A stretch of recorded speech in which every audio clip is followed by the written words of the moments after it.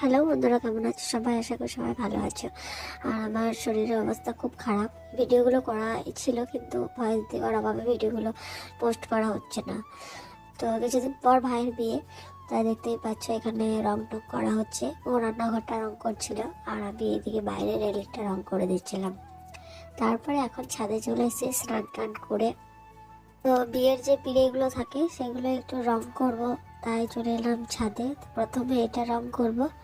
তো চলো তোমাদেরকে দেখাচ্ছি রং করার পর কেমন হয়েছে। তো এই যে দেখতে পাচ্ছ আমার কমপ্লিট হয়ে গেছে। তোমাদেরকে পুরোটা দেখাচ্ছি, এই যে দেখো।